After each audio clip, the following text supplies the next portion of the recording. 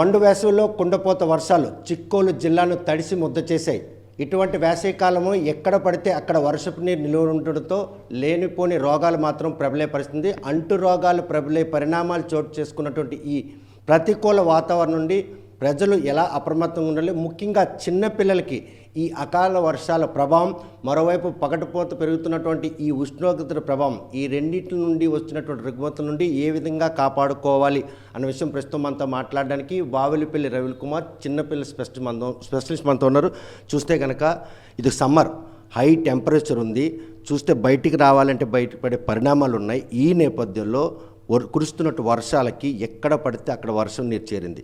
ఎటువంటి రోగాలు ప్రబలింది, ముఖ్యంగా ఈ ప్రతికూల వాతావరణ నేపథ్యంలో చిన్నపిల్లల్లో ఎటువంటి రుగ్మతలు చోటు చేసుకునే అవకాశం?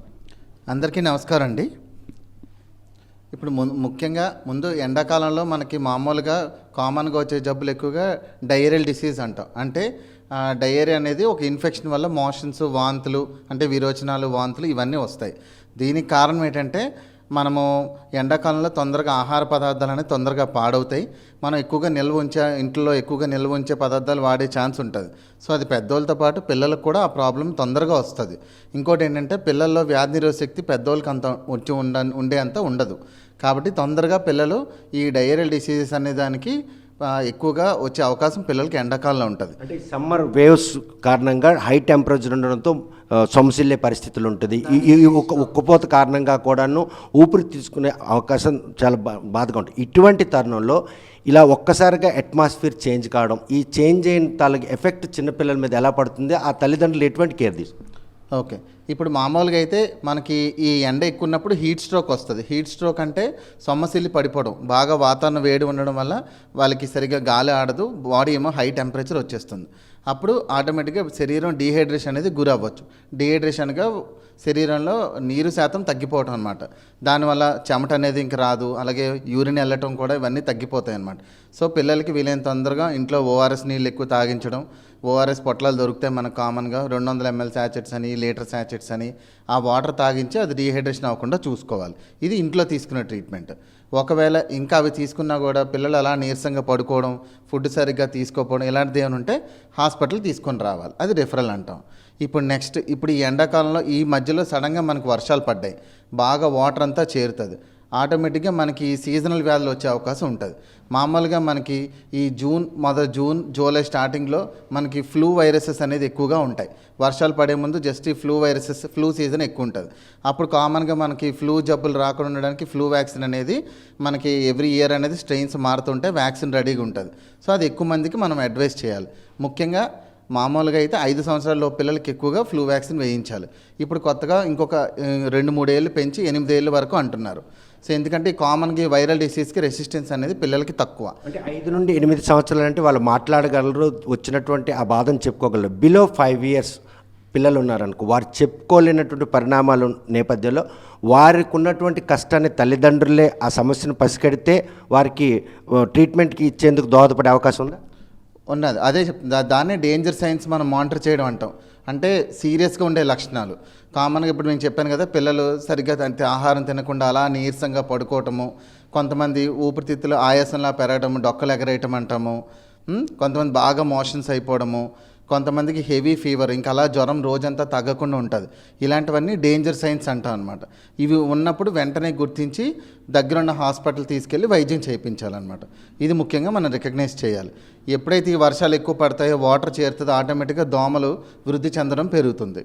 ఆటోమేటిక్గా దోమల వల్ల వచ్చే జబ్బులు డెంగ్యూ, మలేరియా, ఇవన్నీ ఈ దోమల వల్ల ఎక్కువగా చికున్ గున్యా, ఈ జబ్బులన్నీ ఎక్కువగా వచ్చే అవకాశాలు ఉంటాయి. అంటే ఇప్పుడు ప్రస్తుతం వర్షాకాలం ఇంకా రాలేదు, వేసవికాలమే ఇంకా కొనసాగుతున్న నేపథ్యంలో వర్షాకాలాన్ని తలపించే విధంగా కురుస్తున్నట్టు వర్షాల కారణంగా ఎక్కడ పడితే అక్కడ నీరు స్టాగ్నేట్ అయిపోవడం, ఒక్కసారిగా అట్మాస్ఫియర్ పారడం, అంటే హీట్ వేవ్స్ని సడన్గా కూల్ అయిన నేపథ్యం పిల్లల మీద ఎటువంటి ప్రభావం చూపారు? ముఖ్యంగా ఈ ఇన్ఫెక్షన్స్ డిసీజ్ వస్తాయండి. సేమ్ ఏముంది, జూన్ ఎండింగ్లో వచ్చే వర్షాలు జూన్ మొదటి వారంలో వచ్చినా మనకి దోమలు వ్యాప్తి చెందుతాయి. వర్షాలు రాగానే వాటర్ రాగానే దోమలు వృద్ధి చెందుతాయి, వ్యాప్తి చెందుతాయి. సో మనం జాగ్రత్తగా ఏంటంటే ఇంట్లో నీళ్లు బాగా వేడి చేసుకుని అలా తాగటం, నీళ్ళు తాగటం, మెయిన్గా రిపీటెడ్గా హ్యాండ్ వాష్ చేసుకోవటము. అంటే పిల్లలకి ఎక్కువగా ముఖ్యంగా వాళ్ళు అన్నం తినే ప్రతిసారి చేతులు కడుక్కోవడం అలవాటు చేయాలి పెద్దలు. అలవాటు చేసి అలా చేస్తే వీలైనంత వరకు ఈ జబ్బుల నుంచి మనం కాపాడుకోవచ్చు. ముఖ్యంగా ఈ టైఫాయిడ్ అనే ఇలాంటి జబ్బులన్నీ ఇలాగే వస్తాయి అన్నమాట. సో అన్క్లీన్ హ్యాండ్ ప్రాక్టీసెస్ అంటాం.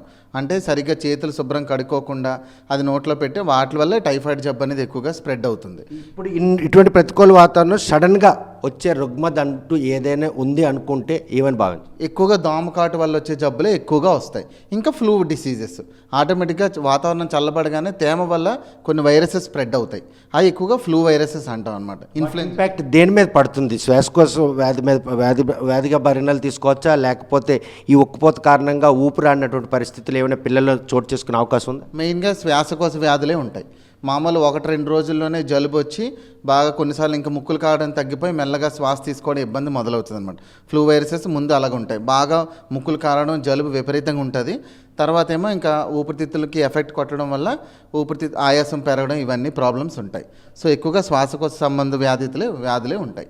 చూస్తే కనుక ప్రస్తుతం మాత్రం చిక్కోలు జిల్లాలో ప్రతికూల వాతావరణం నెలకొన్న ఈ నేపథ్యంలో ఒకవైపు ఎండలు, మరోవైపు ఉక్కపోతతో అల్లాడుతున్నటువంటి ప్రజలకు మాత్రం ఎడతెరపు లేకుండా కురిసిన వర్షాకాలాన్ని తలపించేటటువంటి పరిణామాలు చోటు చేసుకుని ఎక్కడ చూసినా కూడా జలమయం కావడంతో అంటు రోగాలు ప్రబలే అవకాశం ఉంది. ముఖ్యంగా చిన్నపిల్లల విషయంలో మాత్రం తల్లిదండ్రులు శ్రద్ధ తీసుకోవాల్సి ఉంది. డాక్టర్ సూచించిన విధంగా వారిని మాత్రం అన్నిత్యం పర్యవేక్షించాలి. ఎందుకంటే వేసవి కాలంలో వారికంటూ ఒక రెసిస్టెన్సీ పవర్ తక్కువ ఉంటుంది కాబట్టి వారిని మాత్రం కంటికి రెప్పలా కాపాడుకోవాలనుకుంటే ఈ ప్రతికూల వాతావరణం తల్లిదండ్రులు మాత్రం కీలక పాత్ర పోషించాలి. ప్రాథమిక చికిత్స రూపంలో ఇచ్చినటువంటి సూచనలు పాటించాలి. మరోవైపు ఏదైనా సీరియస్ అయితే మాత్రం సమీపంలో ఉన్నటువంటి ఆసుపత్రికి తీసుకెళ్లి పిల్లలు ప్రాణాలను కాపాడేందుకు తల్లిదండ్రులు చొరవ తీసుకోవాలి. ప్రస్తుతం మాత్రం ప్రతికూల వాతావరణం నెలకొన్న ఈ నేపథ్యంలో చిన్న పిల్లల విషయంలో మాత్రం తగు జాగ్రత్తలు తీసుకోకపోతే వారి ప్రాణాలకు హాని కలిగే వాతావరణం మాత్రం ప్రస్తుతుంది. ఇటువంటి పరిణామాలను అధిగమించేందుకు మాత్రం వైద్యులు ఇచ్చిన సూచనలు తల్లిదండ్రులు తూచా తప్పకుండా పాటించాలని డాక్టర్ స్పష్టం చేస్తున్నారు. వీడియో జర్నలిస్ట్ రామకృష్ణతో సత్యం, ఆర్టీవీ శ్రీకాకుళం. ఇండియా పాకిస్తాన్ తాజా అప్డేట్స్ కోసం డౌన్లోడ్ చేసుకోండి RTV లైవ్ యాప్.